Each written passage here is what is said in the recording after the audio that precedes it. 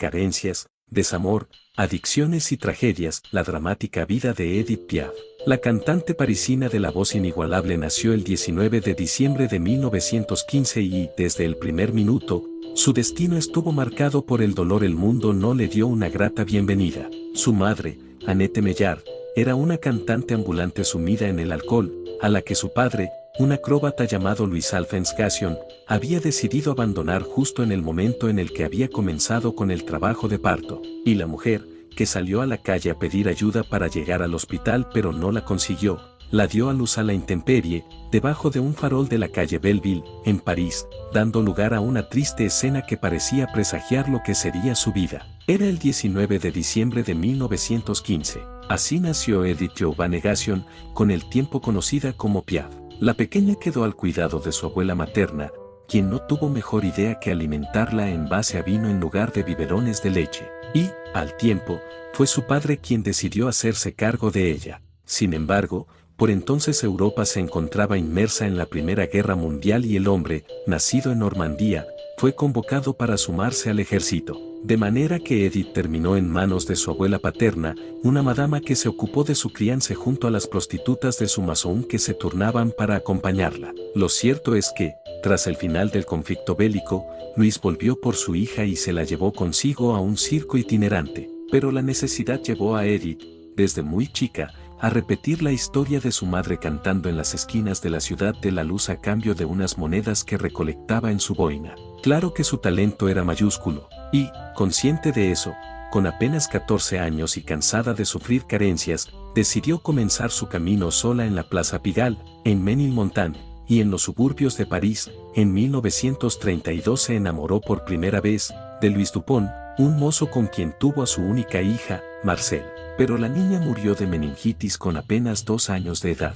Y este fue un duro golpe para Edith, quien sentía que el universo se había complotado en su contra una vez más. No obstante, seguía teniendo una inigualable voz en la que descargaba toda su angustia y soñaba con que, en algún momento, ésta le permitiría cambiar su destino. Fue Louis Leplé, propietario del Cabaret Jean Reyes, uno de los más conocidos de la región, quien la descubrió cuando se topó con ella por la calle de casualidad y la escuchó cantar.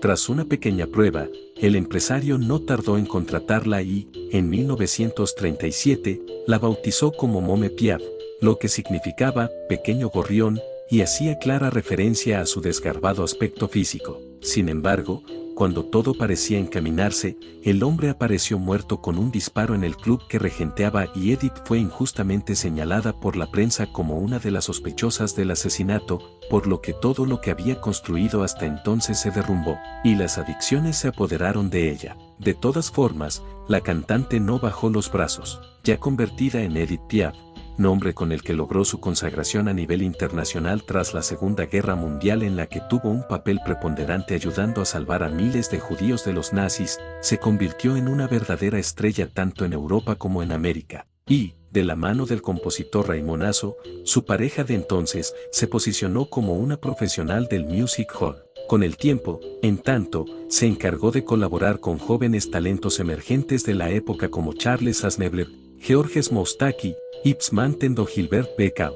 También se relacionó con intelectuales como Jean Cocteau, y tuvo amoríos con varios de ellos. En 1947, la cantante comenzó su primera gira por los Estados Unidos, donde un año más tarde conoció al boxeador francés de origen argelino Marcel Cerdan, quien había ganado el campeonato mundial de peso medio. Él se convirtió en el gran amor de su vida, pero, una vez más, la tragedia le jugó una mala pasada, y el 28 de octubre de 1949, el hombre murió cuando el avión en el que viajaba de París a Nueva York para encontrarse con su amada se estrelló sobre el Pico da Vara, una montaña de la isla de São Miguel, en el archipiélago de las Azores. Al inmenso dolor que sentía en su corazón, se le empezaron a sumar los dolores del cuerpo, y Edith terminó haciéndose adicta a la morfina. El 29 de julio de 1952 volvió a contraer matrimonio con otro cantante francés, Jacques Pils, de quien se divorció en 1956. Luego tuvo una historia con Georges Moustaki,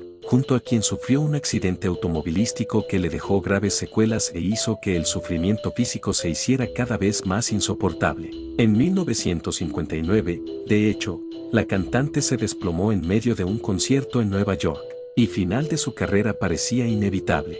A los 46 años de edad, ya muy enferma, Edith se casó con Teo Sarapo, un joven cantante de apenas 26. Corría el año 1962 y ella sabía que le quedaba poco tiempo de vida, así que lo tomó como a un hijo, sabiendo que él también la iba a cuidar como a una madre. El 11 de octubre de 1963, finalmente, la cantante murió tras una larga lucha contra un cáncer de hígado. Algunos dicen que, en realidad, había fallecido un día antes y que su pareja había decidido trasladarla a París para hacer ver que había partido en su ciudad natal. Conoció la miseria y la riqueza, el abandono y el éxito, la soledad y el amor. Pero solo ella sabrá, esté donde esté, si alguna vez llegó a conocer la felicidad.